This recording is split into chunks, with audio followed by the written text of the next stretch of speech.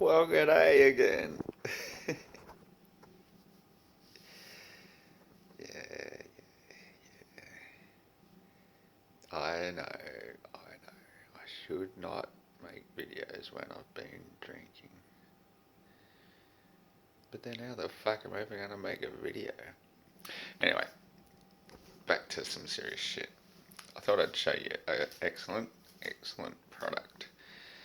Now, there's got to be better ways to get it into you than this, but this is the method that I've used in the past. Like, freaking empty now. I just had the very last one, and it's real expensive as shit. But it's basically a type of algae, and it's a red algae, not green like most of the others. And the reason why astaxanthin, or astaxanthin, I think that might be pronounced, a potent antioxidant to help reduce cellular damage from free radicals. So much more nasty than the expensive radicals. Um,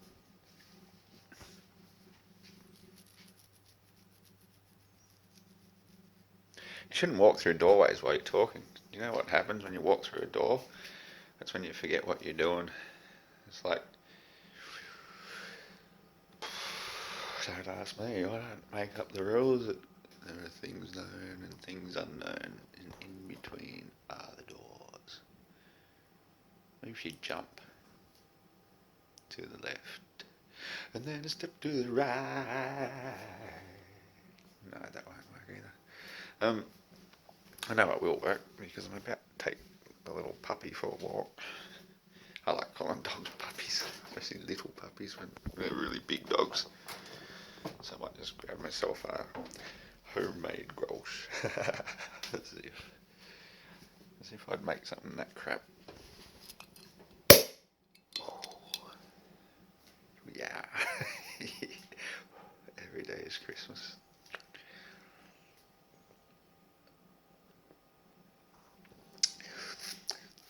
So the thing about astaxanthin, we were getting it many years back. It was the breakthrough in technology for fish foods.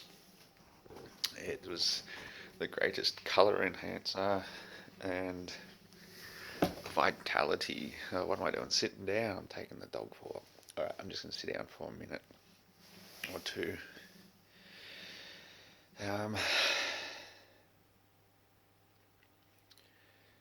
So, where to begin with this wonderful, wonderful algae? It's a type of algae. It can survive like in a dry, arid environment for years and years and years. And then when it gets moisture again, it starts to thrive and reproduce. That's the thing, if you ever eat seafood like crabs, prawns, salmon, anything that's got that sort of pinkish tinge colour into it in its tastiness, edibilness, it's caused by this algae called astaxanthin.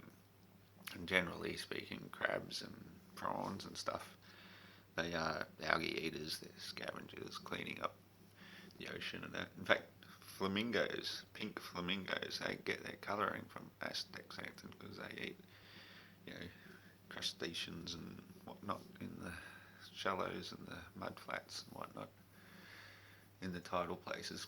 And salmon, right, they have this amazing lifespan.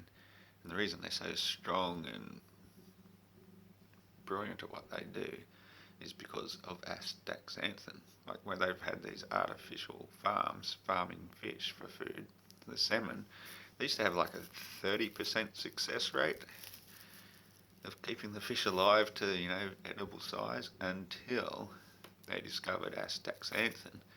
And they also had to artificially dye their flesh to give it that pinkish colour that everybody knows salmon have. So once they found that this was the key, and they started putting it in the food for the farm salmon, they all of a sudden had like a 90% plus success rate. Yeah, think about that, from 30% to 90. kind of makes you think it's an essential part of the diet. Now, what a salmon does when it swims upstream in its final stages of life to go and breed, and it does the equivalent of what we would be doing if we were swimming continuously for 30 days through 30-foot waves non-stop, swimming. Now, very few humans could do that and survive, but the salmon go through this amazing feat of energy and power, strength, endurance, all because of this amazing superfood astaxanthin. So make sure you get it in your diet. Like, yeah, I get it in this pill form. I don't believe in taking pills at all, but if I was going to take any, then that's the sort I would take. It's grown in Hawaii in these big algae farms, and I'm going to try and crack the code to growing it myself, and then I can farm it myself and feed it to my own fish and to my own self, and possibly, you know, well, you don't really need to supplement if you're getting it in your diet, if what you're eating has the natural astaxanthin in it. But it is a secondary form of getting it by eating fish or eating crustaceans.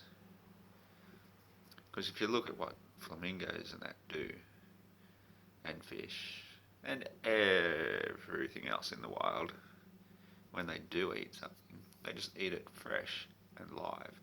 Like birds that eat fish, for example, catch them and swallow them whole.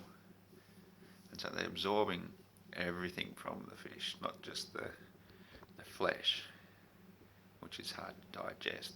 But when it's got the fish's own digestive enzymes inside of it, plus its life force, you're not just eating the flesh, you're consuming, you're taking in every aspect of the living organism. That's why eating meat is so wrong, because it's not like you can go and swallow a cow. You know, even animals that do eat meat, the first thing they do is go for the soft meats, the organs, the things full of digestive enzymes. And lastly, they might gnaw on the flesh and the bone.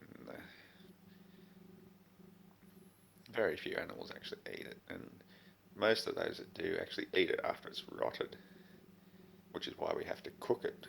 That's the process of rapid decomposition. So we're just eating rotting flesh. There's very little nutritional value out of that. You need the prana, the live force of whatever you eat. So yeah, if you want to eat fish, you know, eat baby fish live, swallow them down. Probably much better for you. But, you know, all things in moderation. A nice bit of smoked trout with a nice salad of fresh sprouts and lettuce and chopped tomatoes and various things, that's not so bad really. But generally speaking, we just overeat. We stuff our body full of all this junk, and we waste so much energy trying to digest it. It's just a waste of time. You know, superfoods like algae in a drink, that's the key to longevity.